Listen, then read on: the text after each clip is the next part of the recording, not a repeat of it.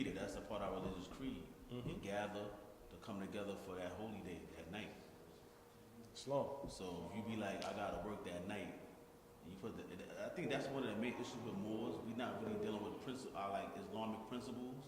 I think we deal with everything else, but not really dealing with the creed. It's very important.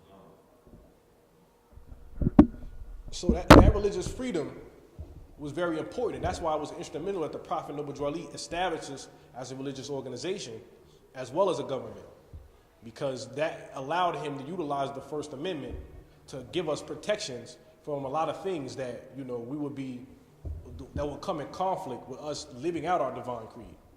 Islam. So we got to bear those things in mind.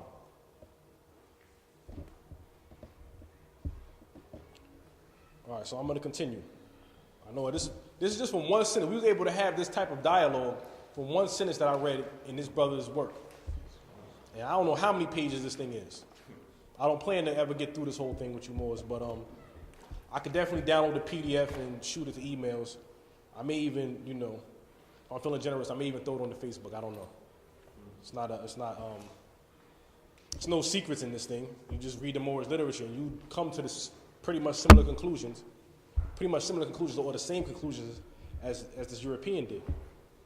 So he states, ignorance followed of the glories of Moorish civilization and of Moorish identity generally. Drew Ali claims to have been prepared by Allah as a prophet with the mission of alerting the sleeping Moorish nation to their true identity and aiding them in a communal process of uplift back into knowledge of and responsibility action rooted in that identity. Moorish science, also called Islamism, was the natural religion of so-called black people. Now, I asked earlier what our divine creed is. This European, no. He put it right in his work. Moorish science, Islamism. He is right there. All he had to do was read the one-on-ones. And they're very small sentences and very small answers. It's what, like 3 pages? 3-4 pages of single sentences? So he knows that Moorish science is not Islam in the fashion that, some of our brothers in the East that had migrated here to America practice. And practiced by billions around the world. He knows that there is a distinction. He knows that our specific brand of Islam is known as Islamism. So we can't sit here with feathers and turbans and not know this. We're not afforded that luxury when we see the suffering that's plaguing us as a people. Because we're the ones that got to go out there and teach this. He's teaching his people what we deal with. And our people don't know. We're supposed to be out there teaching our people what we deal with, but we can't teach what we don't know. Islam. Like, 15 minutes a day will make all the difference in the world. It will make all the difference in the world to understanding this. I had a sister come to our unity meeting, one of my friends from high school, and she's actually reading the Bible from front to back. From front to back, she's reading the entire Bible. Our literature ain't that big. And this sister, she's a college student, she's a mother of children, single mother of children, she worked. A lot of the problems we all have, a lot of issues we all have on a daily basis, she has, and she's reading the Bible from front to back. And we can't read these simple pamphlets. You remember at the Hebrew temple how the brothers was debating the Torah with each other? Like, it was another brother came from another Israelite group, and how they just battled each other with the Torah. And me and Gary was looking like, wow, like, our Moorish Quran is a pamphlet. And they able to memorize and know their book, well, our book too, but in detail like that. But we don't study in this to be able to, have a conversation going, conversing back and forth on. Deep, matching up with what was going on in history at that time. It was getting heated for after a while. They was like, all right, they kind of left it alone, whatever. They going at it. Like I said, we all seen the Old Testament, how thick that is. People claim to know that, but they know that. But like I said, our pamphlet, we got to know this, because this is a part of our understanding, our teachings.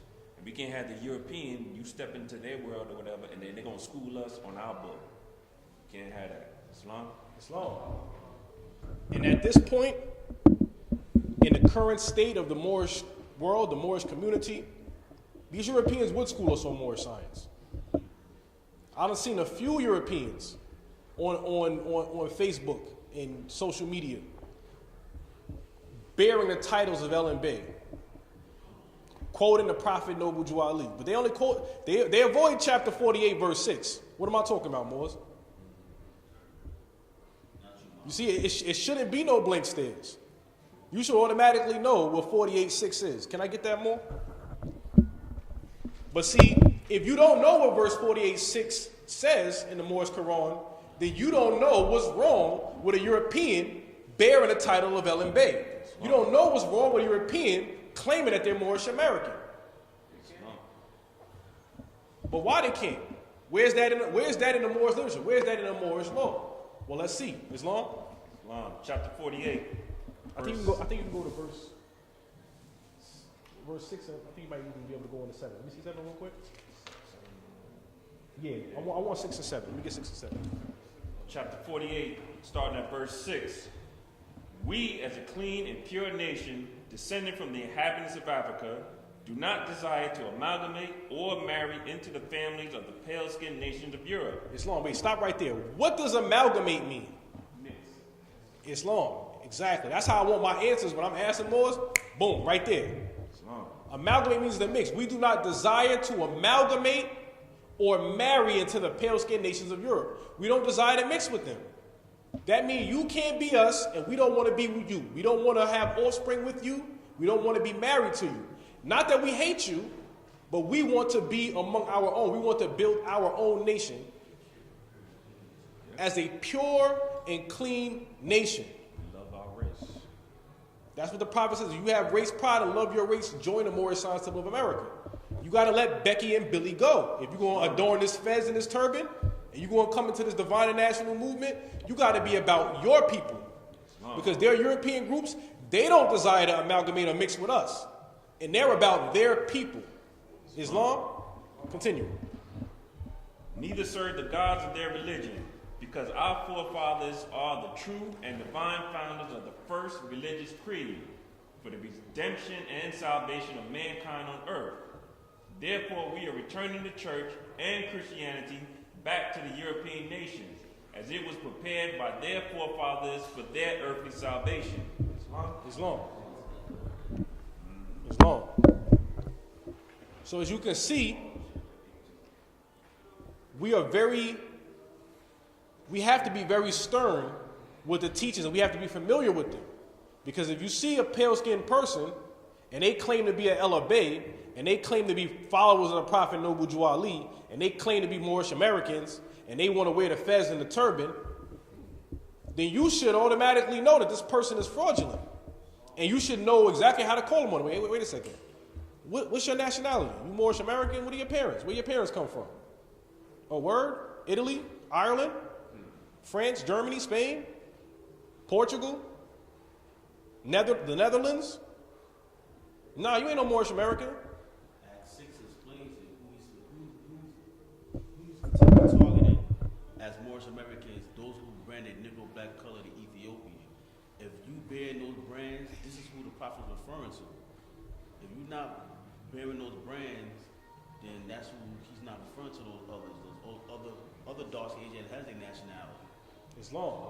But do y'all know the term for a European who accept Islam? What do the word Muslim mean or Muslim? Anybody know?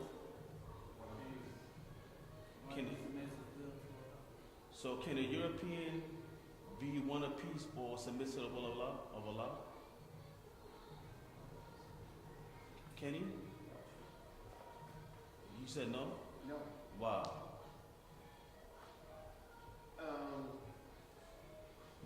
Their history dictates otherwise. So the whole European race can never be Muslim or Muslim.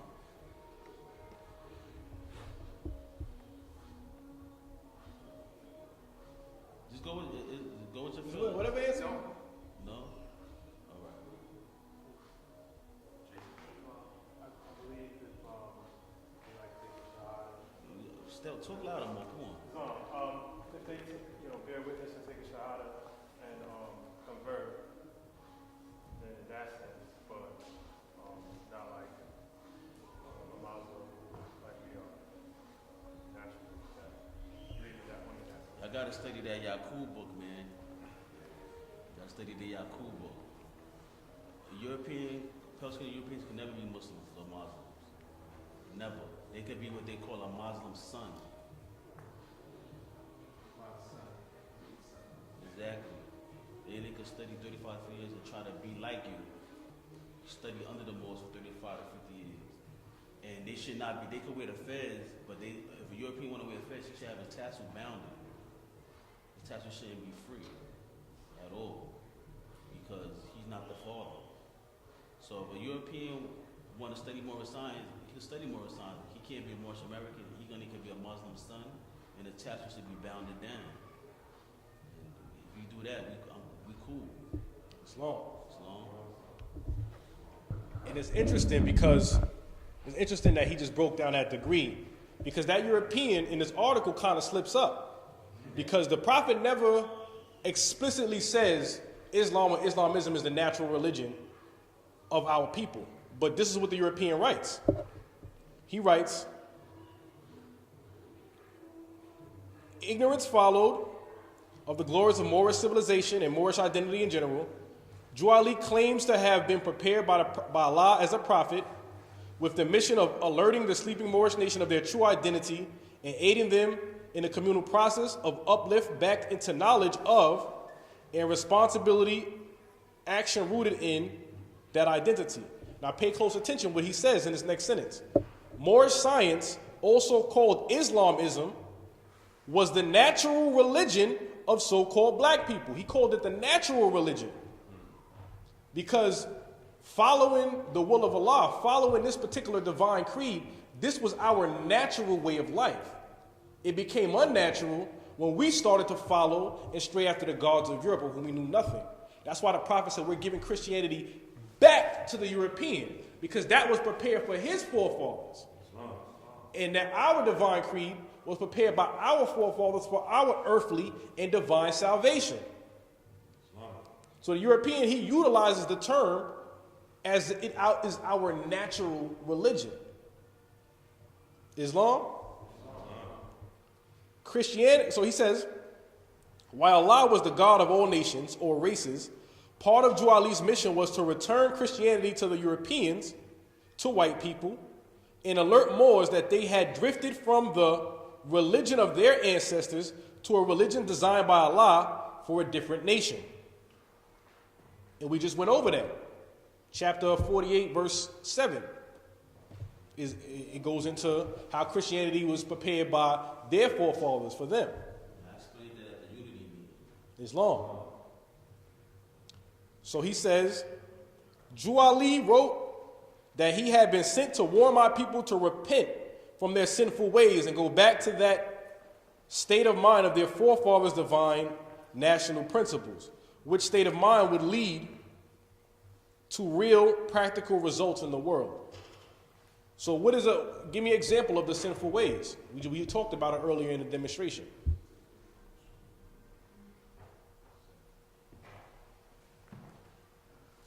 Going back to chapter 47, verse 17. What's the sin that the prophet talks about? We've seen it in the 101s, verse key 42. You know what the sin is?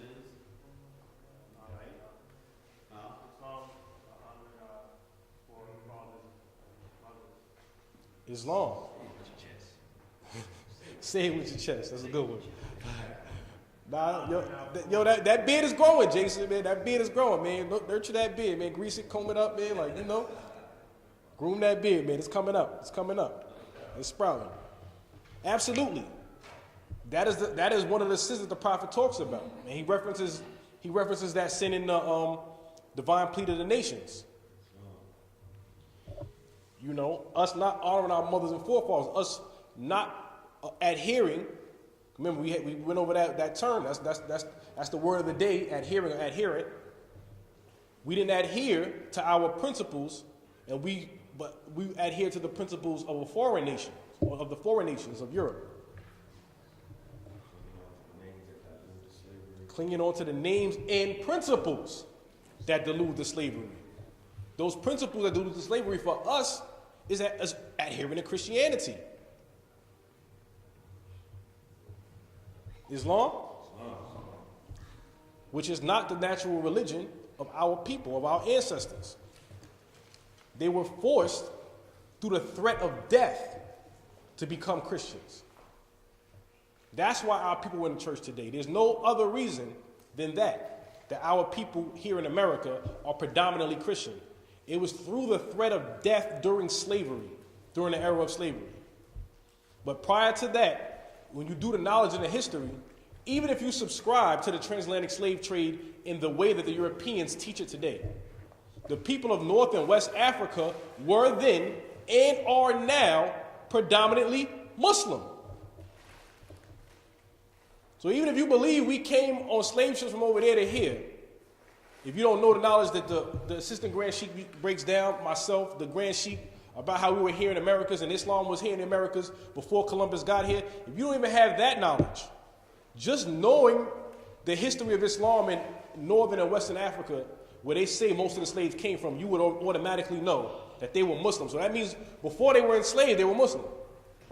So either way you deal with the history, either way that you, on either hemisphere, before Christianity was imposed through slavery, those individuals were predominantly Muslim, our ancestors. Islam,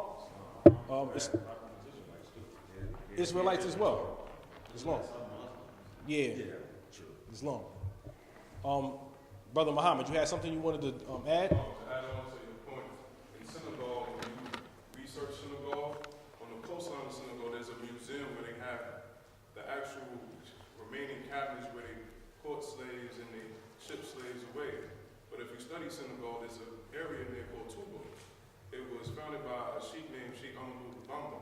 He has a Sufi order called Moorish, which means disciple of the Most High, the disciple of Allah. This is formed out of the Senegal. When you look into Timbuktu and its fame, it came from a man named M.S.T.A Muhammad, who was the son of a man named Ali Burr. This is where you get your Malian empire from, which goes back into Apostle Colotu as being worshipped as the brother of Mansa Musa.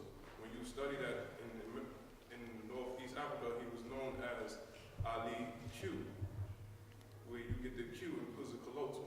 So even if you're not familiar with this side or this hemisphere, like the brother said, if you just study the Northwest African culture and creed and its trade, because its trade came from the same people, all of it is the same.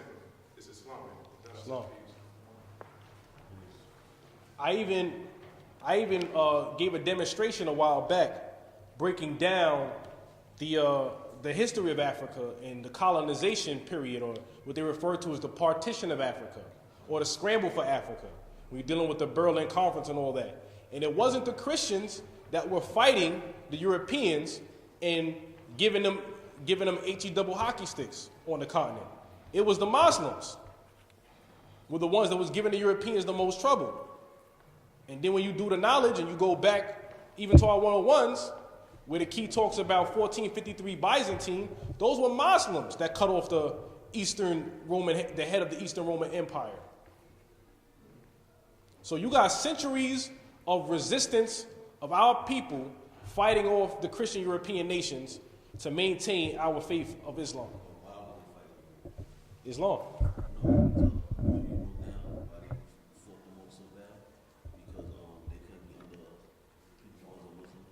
Oh, right, yeah. So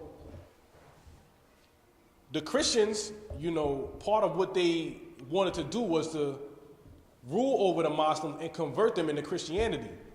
And that's what you would call shirk in Islam. That's that you can't be ruled by a non-Muslim.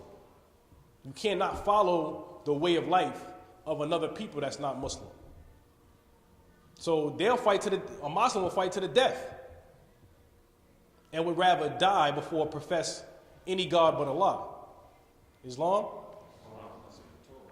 That's also in the Torah as well. So this is why the Europeans had so much trouble with the Muslims, because they weren't going to have it no other way. Either we all going to die or y'all going to die trying to rule us. So they fought well into the 1900s. And in various areas or regions of the planet are still fighting to this day. You see, a lot of the, when the Europeans talking about like the terrorist organization known as ISIS, again, we don't advocate the type of violence or rhetoric that they teach. But when they're talking about ISIS, they talk about them wanting to establish a caliphate. And that has an actual historical context when you study between the wars between Christianity and Islam. That there once was a caliphate and the Europeans had dismantled it. So they're like trying to reestablish it, but their acts do not coincide with Islam. At least from what we understand through the knowledge and information that we've gained through the mainstream media coverage, that their actions of suicide bombings, of utilizing children to harm, and things of that nature do not coincide with the teachings of the Prophet Muhammad or the teachings of the Quran. Islam? That's confused. Read your resurrection book. By Timothy Dingle. It'll make sense. Or more should have this with them. This would be a part of. You see the brother Jeff. He knew, but it looked like the brother looked like he got a Bible. Okay, you got the Black's Law, that's good. Resurrection, the Moorish. You got to come here with these tools. These are like our tools. You have to have these tools. That's why I had sent to the Moors that every Moor is supposed to come with these things and be ready. These are your swords. You have to sharpen your sword. So you study, you highlight certain things, you take in notes, and you go back home in your chamber and you study these things, and then we could build with one another, because you're gonna come to the things I don't know, and we could build and expand, and that's how we grow together with our information. And when we come to agreement, this is right and exact, then this will be always adhered to collectively. Because you could come into some information that we don't know and be like, what, this is right. Like the brother came into some things that I didn't know pertaining to the law. And me and him went through it back and forth pertaining to colonization. And I had to be like, the Moor's right. And then we had to bring the information to the members. So that's what we had to do. Peace. Peace. So with that, Moors, we've approached that time. So we're now going to close out our meeting as we opened it with our Moorish American prayer. Once again, if you're not comfortable participating in the prayer, you may sit or stand in silent benediction. Those who are praying, please face the east, which is toward the flags, feet on a 45-degree angle, 5 fingers on the left, 2 on the right. Allah, Father of the universe, the Father of love, truth, peace, freedom, and justice. Allah is my protector, my guide, in my salvation, by night, and by day, through his holy prophet, Drew Ali. Ameen. Go in peace, Moors. Brothers, can we please